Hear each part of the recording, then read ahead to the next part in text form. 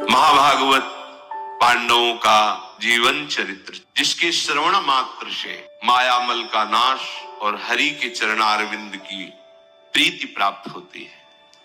मार्कंडेय जी ने युधिष्ठिर जी के इस प्रश्न का उत्तर दिया कि क्या जैसे पतिव्रता द्रौपदी जी ने कष्ट प्राप्त किया, ऐसा और किसी ने प्राप्त किया क्या? तो सावित्री जी का पावन चरित्र, सत्यवान सावित्री का आपने सुना। जब ये चरित्र पूरा कह चुके तो दृष्टि पड़ी युधिष्ठिर जी पर, तो प्रश्न नहीं कर रहे थे, जल रहे थे अंदर से। मार्कंडेय जी ने सूक्ष्म दृष्टि से देखा कि इस महापुरुष के हृदय की जलन का कारण है, क्योंकि धनुर्विद्या में बढ़े चढ़े जितने अर्जुन थे उनसे कम कर्ण नहीं थे। भगवान परशुराम जी के द्वारा समस्त धनुर्विद्या का उनको ज्ञान, जैसे बड़े बड़े वरदानियों का वरद हस्त अर्जुन के ऊपर था, तो भुवन भास्कर के द्वारा प्रकट हुए और गर्भ में ही कवच कुंडल जो अमृत से प्रकट हुए थे। जब तक शरीर में कवच और कुंडल है तो त्रिभुवन में कोई दिव्यास्त्र भी कर्ण के शरीर में खरोच भी नहीं पैदा कर सकता। इस बात का चिंतन करके युधिष्ठिर जी बहुत ही तापित हो रहे थे। समय 12 वर्ष का पूरा होने ही जा रहा था। चिंतन एकदम बदल गया कि 1 वर्ष इन महारथियों को मैं कहां छुपा के रखूंगा, अपने भाइयों को। पहाड़ का पहाड़ जैसा शरीर भीम जी का है, कहां छुपा के रखेंगे? ऐसे महान बलशाली धनुर्वेद के परम ज्ञाता अर्जुन जी को कहां छुपा के रखेंगे? अगर तनिक भी ज्ञान हुआ फिर 12 वर्ष का वनवास, 1 वर्ष का अज्ञातवास। और अगर निर्वाह कर ले गए तो कर्ण उनकी तरफ से है, जीतना संभव। जब तक कवच कुंडल है वो मारा नहीं जा सकता, और वो मारा नहीं जा सकता तो किसी की ताकत नहीं कि कौरवों को परास्त कर सके। मार्कंडेय जी ने कहा, तुम्हारी इस चिंता का जो कारण है उसे मैं जान गया हूं, और उसके निवारण का पूरा संविधान बन चुका है। आपको पता नहीं, मैं दिव्य दृष्टि से देख रहा हूं। तुम्हारा 12 वर्ष का समय पूरा होने वाला है। इस बात को सुन करके, समझ करके, देख करके देवराज इंद्र पहले से चिंतित हैं, और देवराज इंद्र अर्जुन जी को बहुत प्यार करते हैं। वो अर्जुन को परास्त होना देख नहीं सकते, इसलिए वो भिक्षुक ब्राह्मण का रूप रख करके जा रहे हैं और कर्ण से कवच कुंडल मांग लेंगे। तुम चिंता मत करो महाराज, मैं ये सुनना चाहता हूं, क्योंकि ये वनवास में और वो हस्तिनापुर में। मार्कंडेय जी सुना रहे हैं। देवराज इंद्र की सभा में ही भुवन भास्कर भगवान बैठते हैं, क्योंकि वो देव सभा है। देवराज के इंद्र के मनोभाव को देखा, घबरा गए कि मेरे पुत्र का कवच कुंडल ये मांगेंगे और वो महादानी है, ना नहीं कर सकता, मारा जाएगा, और मेरा पुत्र पराभव को प्राप्त हो, ऐसा ठीक नहीं। अंशमाली भगवान भुवन भास्कर सूर्यदेव पुत्र स्नेहवश दया भाव से युक्त होकर के रात में जब कर्ण अपनी सुखद शैया पर सोया हुआ था, तब एक ब्राह्मण का रूप धारण करके आए। महान तेज चमक रहा है, और कहा, सत्यधारियों में श्रेष्ठ कर्ण, मेरी बात सुन। मैं सौहार्दवश तुम्हारे पास आया हूं और हित की बात कह रहा हूं। देवराज इंद्र पांडवों का हित करने के लिए तुम्हारे पास भिक्षा मांगने आ रहे हैं ब्राह्मण के रूप में। वो तुम्हारे दोनों कुंडल और कवच मांगेंगे। तुम्हारी दानशीलता विश्व में प्रसिद्ध है कि तुम्हारे मुख से ना नहीं निकलता, मुझको भी पता है। और सत्पुरुषों का स्वभाव ऐसा ही होता है कि वो मांगने पर सोचते नहीं कि मेरा क्या होगा, दे ही देते हैं। बिना विचार किए दे देना तुम्हारा भी स्वभाव है। कभी तुम्हारे मुख से ना नहीं निकला है। इसी स्वभाव का लाभ लेने इंद्र आ रहे हैं। उनके मांगने पर तुम्हें नहीं देना, मेरी बात मान लो, कवच कुंडल नहीं देना। तुम प्रणाम करना, अनुनय विनय करना और मेरी बात को मान लेना। टालते रहना, वो मांगे तो उनको टालते रहना। उनसे कहना तुम्हें रत्न चाहिए और धन चाहिए, ब्राह्मण देवता तुम ले लो, पर कवच कुंडल नहीं दे सकता। कारण ये मेरे द्वारा प्रदत्त किए हुए कवच कुंडल है, ये अमृत से प्रकट हुए हैं। जब तक ये तुम्हारे शरीर पे रहेंगे तुम अबद्ध हो। ब्रह्मा की बनाई हुई सृष्टि में कोई तुम्हें नहीं मार सकता। तुम अपने कवच कुंडलों से युक्त होकर रणभूमि में निर्भय विचरोगे। यदि तुम्हें अपना जीवन प्रिय है और तुम मुझे थोड़ा भी प्यार करते हो, अनन्य भाव से सूर्य की उपासना में लगे रहते थे कर्ण, तो मेरी इस बात को मान लो। कर्ण ने पूछा, इतना प्यार दिखाने वाले आप कौन हैं? इतना प्यार कोई ब्राह्मण आके तो नहीं दे सकता जैसे आप बोल रहे हैं। कौन है? यदि उचित हो तो आप अपना परिचय दीजिए। ब्राह्मण वेश में कौन आप ऐसी अमृतमयी वाणी, हितकर वाणी कह रहे हैं? कहा, तात मैं सहस्त्रांशु तेजो में सूर्य के नाम से जाना जाता हूं। तुम हमारे भक्त हो, उपासना करते हो, तो तुम्हारा अहित हम नहीं देख सकते। तो फिर हरि कैसे देख सकते हैं अपने भक्त का हित, जिनके एक अंश से भुवन भास्कर प्रकाशित वो प्रभु। इसीलिए दृढ़ विश्वास रखो, जो हरि शरणम, तो दृढ़ विश्वास रखो, कभी कोई अमंगल नहीं हो सकता। ऐसा हम नहीं कहते कि विपत्ति नहीं आएगी, दुख, अमंगल नहीं हो सकता। कर्ण ने कहा कि तुम भगवान सूर्य हो, मेरे हित की बात कह रहे हो। प्रभु आप वरदायक देवताओं में श्रेष्ठ हैं। मैं आपसे प्रार्थना करता हूं कि मेरी बात सुनकर आप नाराज मत होना, प्रसन्न रहना। आप मेरा प्रिय करना चाहते हैं, पर मेरा व्रत, मेरा नियम, इससे मुझे कोई विचलित नहीं कर सकता। मेरा व्रत है कि जिस समय मैं आपकी आराधना कर रहा हूं, उस समय आकर मेरा कोई प्राण मांग ले, सर मांग ले, तो उसी क्षण दे दूंगा। कवच और कुंडल की बात क्या है? फिर आपने बताया त्रिभुवनपति देवराज इंद्र भिक्षुक बनकर मांगने आ रहे, अवश्य दूंगा, ना तो बोल ही नहीं सकता।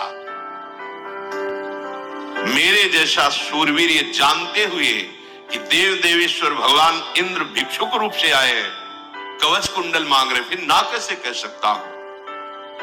नहीं, बस आप प्रसन्न हुए, नाराज मत हुए।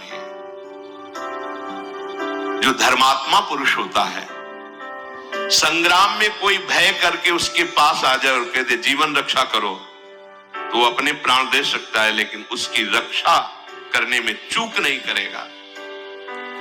यदि कोई बालक कष्ट में है तो धर्मात्मा पुरुष अपने प्राण दे सकता है, लेकिन उस बालक, उस वृद्ध को या उस रक्षा करने योग्य स्त्री को छोड़ नहीं सकता। कोई सता रहा है किसी माई बहन को, आप स्वस्थ हैं, आप जवान हैं, आप देखते हुए चले जा रहे, तुम्हारे पुण्य नष्ट हो जाएंगे।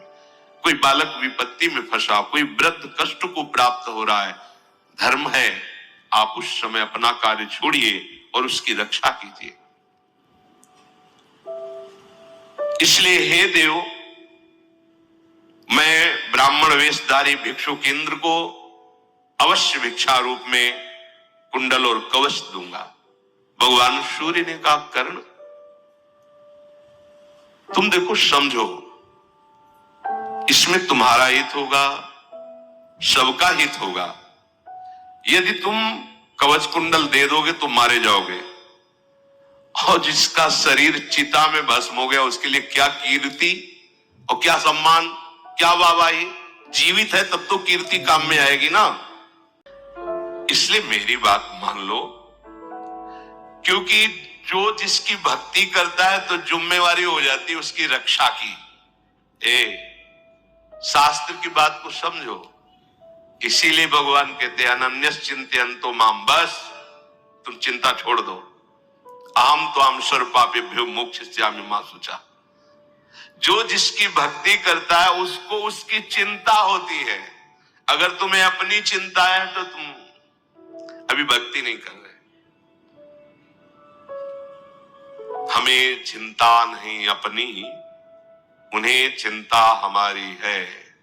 हमारे जीवन के रक्षक सुदर्शन चक्रधारी भगवान श्री हरि के यदि चरणों का आश्रय, तो तुम्हें अपनी चिंता नहीं, तुम्हें चिंतन करना है। सच्ची मानिए, कदम कदम पे आगे खड़े हैं संभालने के लिए, विश्वास रखिए। पर इन महान चरित्रों को सुनकर ऐसा अनुभव कीजिए कि विपत्तियां आती हैं, दुख आते हैं, अच्छा लगता है कि पराजय होने ही वाली है, पर वो पराजय नहीं होती, वो महाविजय श्री का रूप धारण कर लेती। धैर्य रखिए। अर्जुन से तुम स्पर्धा रखते हो कि नहीं कर? हाँ, रखता हूं। तो अर्जुन से एक दिन तुम्हें आमने सामने युद्ध करना होगा। फिर तुम गांडीव धनुषधारी अर्जुन के प्रचंड बाणों का वेग नहीं सह पाओगे यदि कवच उतार करके दे दिया तो तुम। और मैं कहता हूं कि वही तुम्हें मार देंगे, नहीं जीत पाओगे। कारण तुम जीतने की अभिलाषा से सदैव युक्त रहते हो। इसलिए मेरी बात मानना, इंद्र को मांगने पर भी कवच कुंडल न देना। कर्ण ने कहा क्षमा कीजिए भगवान, मैं आपका अनन्य भक्त हूं। आप ये जानते हैं कि मैं त्रिभुवन में आपके समान किसी को नहीं मानता। प्रचंड रस में भुवन भास्कर, आपकी आज्ञा का पालन करना हमारा परम कर्तव्य है। कुछ भी मेरे लिए प्रिय नहीं है जो आपकी आज्ञा का मैं उल्लंघन करूं। पर प्रभु, आप जानते हैं कि जो धर्म में चलते हैं वो सब कुछ त्याग सकते हैं, पर अपने धर्म को नहीं।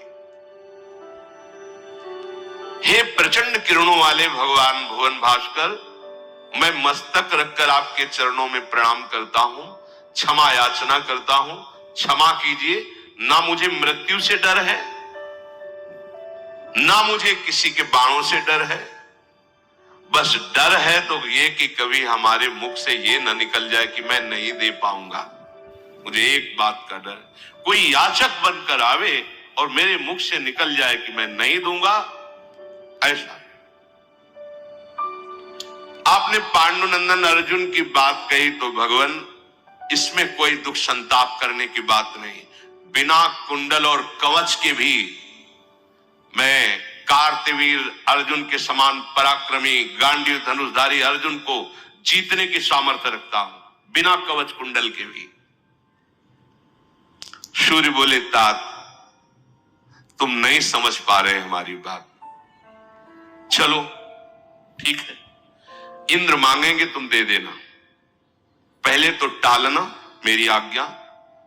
अगर वो इसी बात पे डटे हैं कि मुझे कुंडल कवच ही चाहिए, तो उनसे कह देना कि आप त्रिभुवन पति हो, दान लेना उचित नहीं लगता है, तो आप बदले में कुछ कर लो।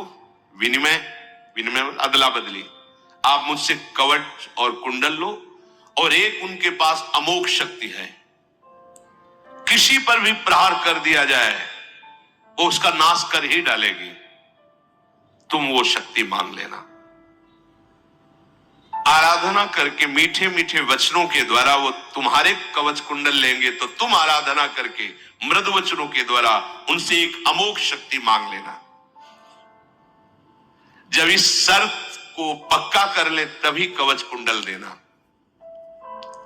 देवराज इंद्र की शक्ति तुम्हारे हाथ में होगी तो त्रिभुवन में कोई भी तुम्हारे सामने टिकने वाला नहीं। वो अमोघ शक्ति है, जिस पर प्रहार करोगे निश्चित उसका वध हो जाएगा। कर्ण एकदम जगा। ये क्या मैं देख रहा था? कौन? ये तो सत्य सा भास रहा है, स्वप्न सा तो नहीं। प्रातः काल से ही वो सूर्य आराधना में लग जाते थे। जिधर से सूर्य प्रकट हो रहे उधर से मंत्र जाप करते हुए अर्घ आदि देकर ऐसे खड़े हो जाते। जब सूर्य से बिना कुछ, उस समय कोई कुछ मांग ले अदे नहीं था। ब्राह्मणों से स्वस्ति वाचन कराकर अपनी आराधना में जब भगवान सूर्य उदय हुए तो आंख मिलाई और कहा, भगवान स्वप्न में आप आए थे, आपने ऐसी ऐसी वार्ता की, क्या वो स्वप्न था या वास्तविक आपका आदेश था? भगवान सूर्यदेव ने कहा, कर्ण स्वप्न नहीं था, मैं स्वयं आया था। जो जो तुमने सुना देखा वो सत्य था। शत्रु का संहार करने वाले कर्ण, वो स्वप्न नहीं, उस स्थिति में तुम्हारे इंद्रियों को स्तब्ध करके तुम्हें स्वप्न जैसा लगा, पर मैं स्वयं आया हुआ था। इंद्र आने वाला है, सावधान रहना। भगवान सूर्यदेव ऐसा बताया कि पहले तुम प्रलोभन देना किसी भी वस्तुओं का, सुख का, जब ना माने तो अमोघ शक्ति जरूर लेकर के ही कवच कुंडल देना। देवराज इंद्र ब्राह्मण का वेश धारण करके जब कर्ण भगवान सूर्य की आराधना में लगा था, आए और कहा, जय हो कर्ण आपकी। आंख खुला, देखा ब्राह्मण, क्या चाहते हो? मैं क्या आपको दूं? ब्राह्मण देवता इस समय जो आता है वो मांगने के लिए ही आता है हमारे पास। अगर आपको अब ब्याह करने की इच्छा है तो जिस सुंदरी को त्रिभुवन में पसंद करते हो मैं विजय प्राप्त करके वो तुम्हें दे दूं। स्वर्ण आदि, धन आदि, ग्राम, नगर, जो चाहो। ब्राह्मण ने कहा, ये सब मुझे नहीं चाहिए, मुझे तो बस एक ही अभिलाषा आपसे पूर्ण करवानी है कि आप अपने कुंडल और कवच मुझे प्रदान कर दें। समझ गए, ये देवराज इंद्र हैं। कर्ण ने कहा, ब्राह्मण भूमि गृहस्थी बसाने के लिए ऐश्वर्य, सुंदर स्त्री, अन्न, जीवन वृत्ति जो चाहो दे दे, कवच कुंडल मत मांगो। बहुत सी प्रार्थनाएं की, बहुत विधान से समझाया। जब कर्ण ने देखा कि देवराज इंद्र ही हैं, ये तो राजी ही नहीं हो रहे, तब उन्होंने कहा, ब्राह्मण देव, ये कवच कोई बाहर से हमने नहीं पहना है, गर्भ के साथ आया है। ये अमृत स्वरूप है, इस पर कोई बाण, कोई अस्त्र शस्त्र, कोई दिव्य शक्ति इसको भेद नहीं सकती। ये है तो मैं अबध्य हूं, कैसे त्याग करूं? जैसे कोई अपनी त्वचा को, कैसे, ऐसे त्वचा की तरह है कवच। और ये कुंडल कर्ण काटना पड़ेगा, कर्तन, तभी कर्ण नाम पड़ा। ऐसे कोई छेद में पुए हुए नहीं है, जन्म से ही आए हुए हैं। भगवान इंद्र से बड़ी विनय की, पर ब्राह्मण देवता ने कहा, मांगने तो हम यही आए, आपको यही देना हो तो दो, मुझे और तो कुछ नहीं चाहिए।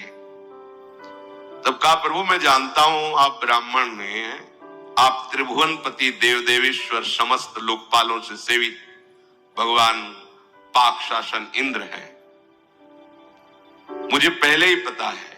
देवेंद्र आप मांगने आए, इससे बड़ा सौभाग्य हमारा क्या हुआ? त्रिभुवन पति के पद पर आप मांगने आए हैं।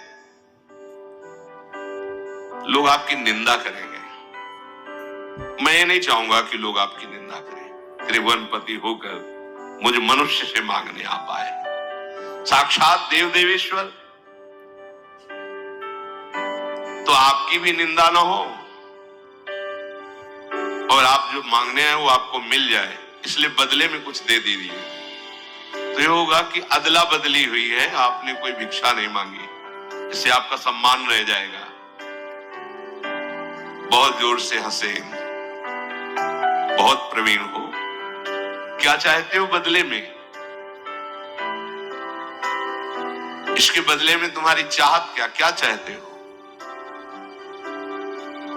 मेरे वज्र के सिवा तुम जो मांगोगे दे दूंगा।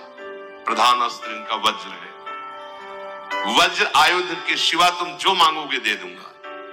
तब कर्ण ने कहा, यदि आप तुम पर प्रसन्न है तो अमोघ शक्ति आपके पास एक है, किसी पर त्रिभुवन में चला दे, वो व्यर्थ नहीं जाएगी, वो अमोघ ही है। लो मेरे कवच कुंडल और बदले में अमोघ शक्ति प्रदान करो। देवराज इंद्र विचार करने लगे कि अमोघ शक्ति। फिर कहा ठीक है, एकदम प्रसन्न हो गए।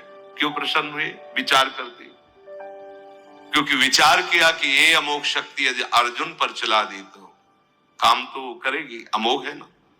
पर प्रसन्नता इस बात की है कि जिसके हरि रक्षक है तो अमोघ शक्ति क्या कर पाएगी, इसलिए प्रसन्न हो गए। कर्ण, तुम मुझे अपने दोनों कुंडल और कवच दो, फिर मेरी ये शक्ति ग्रहण करो। दैत्यों का संहार करते समय जब मैंने इस शक्ति का प्रयोग किया है तो सैकड़ों सहस्त्रों सैनिकों को एक साथ मारकर पुनः हमारे हाथ में आ जाती है। एक बार के लिए दूंगा, किसी पर भी प्रहार कर सकते हो, इसके बाद तुरंत मेरे पास आ जाएगी। कर्ण बोले, बस एक बार की ही जरूरत है मुझे, और सबके लिए तो मैं भारी हुई। केवल हमारा एक शत्रु है जिस पे मुझे संशय रहता है। कवच कुंडल तुम ले लो तो अमोघ शक्ति हमें दे दो। मुझे सदा उसी प्रतापी महान बलशाली से आंतरिक भय रहता है। इंद्र ने कहा, रणभूमि में गर्जना करने वाले उस महान प्रतापी को तुम जो लक्ष्य करके मांग रहे हो तो तुम्हें पता होना चाहिए उसका रक्षक कौन है। यमाहुर्वेद विद्वांसु वरार्हम अपराजितम नारायणम चिंत्यम च तेन कृष्णेन रक्षते। हे कर्ण, जिनको आंतरिक लक्ष्य करके तुम अमोघ शक्ति मांग रहे हो, पता है अपराजित हरि, जिनके अंश से भगवान नारायण, उन श्री कृष्ण के द्वारा वो वीर सुरक्षित है। कोई ऐसी शक्ति पैदा ही नहीं हुई कि जिसकी रक्षा हरि करते हैं उसको भेद सके। देवराज कर्ण बोला, उसकी तुम चिंता मत करो, बस एक बार एक वीर को मारने के लिए शक्ति मुझे दो, मैं उस प्रतापी के ऊपर इसी शक्ति का प्रयोग करूंगा, और ये अमोघ है, देखते हैं हरि कैसे बचाते हैं। बड़े लीला बिहारी है। आगे प्रसंग आएगा, ऐसा घटोत्कच को प्रेरित कर दिया कि बस मरने वाला ही कर्ण है। अब उसे लगा कोई कुछ काम नहीं। बाण तो उसके लिए ऐसे थे जैसे तिनके शरीर में घुसते हैं। कोई भी अस्त्र पैर जहां रखता सैनिकों के दल को कुचलता हुआ। अब कर्ण को लगा बस मरा, अमोघ शक्ति उसके ऊपर। बचा लिया हरि ने। अर्जुन के लिए जो शक्ति रखी थी घटोत्कच में पूरी करवा। आगे प्रसंग में आएगी। इंद्र ने कहा, कर्ण ये मत सोचना कि तुम्हारा कवच जब तुम उधेड़ोगे तो तुम्हारी त्वचा और मांस से युक्त है, तुम्हारा स्वरूप विकृत हो जाएगा। नहीं, क्योंकि तुम महान दान कर रहे हो, इसलिए तुम्हारा सूर्य के समान तेजस्वी शरीर और हो जाएगा। कर्ण, तुम अपने पिता को जैसे तेजस्वी देखते हो वैसे ही तुम्हारा तेजमय शरीर हो जाएगा। पर ध्यान रखना, ये शक्ति कभी निर्बल पर मत छोड़ देना। कोई दूसरा अस्त्र जब तक है तब तक मत छोड़ देना। यदि छोड़ोगे तो मेरे पास आ जाएगी। अगर तुम मर्यादा के विरुद्ध छोड़ोगे तो तुम्हारा ही नाश कर देगी। यह अमोघ शक्ति है।